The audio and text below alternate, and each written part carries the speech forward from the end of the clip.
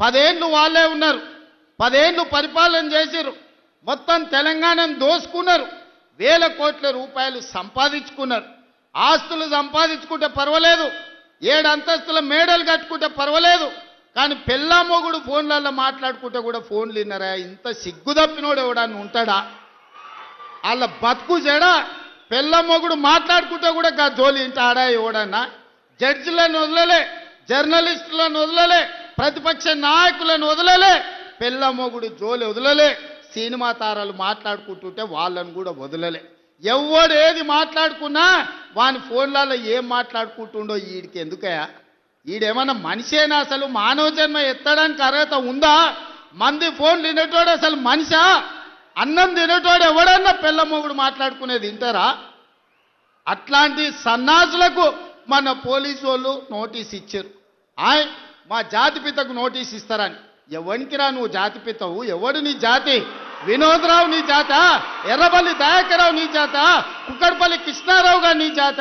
లేకపోతే తన్నీరు హరీష్ రావు గారు నీ జాత? నీ జాతికి పిత ఉండొచ్చు, మాకు మా నల్గొండకో లేకపోతే మా పాలమూరుకు నీ జాతితో ఏం పని? నీ జాతి ఏంది? నీ నీతేంది? నీలాంటోడు జాతి పితయి పెళ్ళ మొగుడు జోలి పెట్టుకుంటే కూడా ఫోన్ లేనే సన్నాసి నువ్వు జాతి పితవంటే ఎవడన్నా ఉంటే ఆత్మహత్య చేసుకుంటాడు, బాయిలో దుంకి చచ్చిపోతారు. సిగ్గుతోని తల వంచుకోవాలి. ఇట్లాంటి ఘోరమైన క్రూరమైన నేరాలు చేస్తే పోలీసు వాళ్ళు పట్టుకొచ్చినట్టు వానికి ముఖానికి ముసుగు తొడిగి కండ్ల కాడికి ఇట్లా పొక్కలు పెట్టి పట్టుకొస్తారు. ఆయన ముఖం మందికి చూపియొద్దాడు.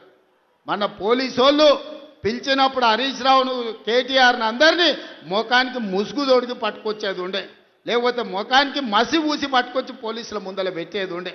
పోలీసు వాళ్ళు మంచోళ్ళు కాబట్టి ఏమనలేదు. మా జాతిపితకు నోటీస్ ఇస్తావా?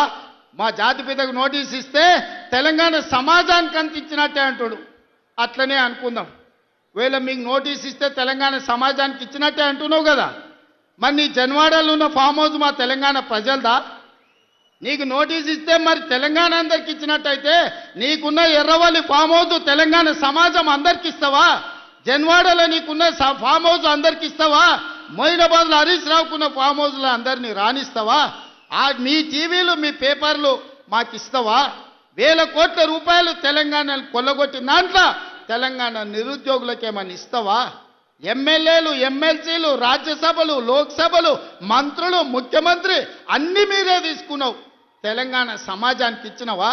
ఒక్క శ్రీకాంతాచారి తెలంగాణ కోసం ప్రాణత్యాగం చేస్తే శంకరమ్మ ఎక్కడుందో కూడా తెలియదు వాళ్ళ తల్లికి. కనీసం మొట్టమొదట తెలంగాణ కోసం ప్రాణత్యాగం చేసుకున్న శ్రీకాంతాచారి తల్లి కూడా చిన్న బాధ్యత ఇవ్వకపోతివే.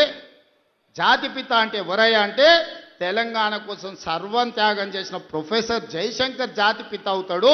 లేకపోతే ఆంధ్రప్రదేశ్లో పార్టీ చచ్చిపోయినా, తెలంగాణలో అధికారం కోల్పోయినా, కేంద్రంలో ప్రభుత్వం పోయినా పర్వాలేదు అని తెలంగాణ రాష్ట్రం ఇచ్చిన సోనియమ్మ తెలంగాణ తల్లి అయితే తప్ప నీలాంటి దోపిడీదారుడు, దొంగ, లుచ్చ నువ్వెట్లా జాతిపితమవుతావని నేను అడగదలుచుకున్న. మిర్యాలగూడ నుంచి సిగ్గులేని మాటలు మాట్లాడతారు.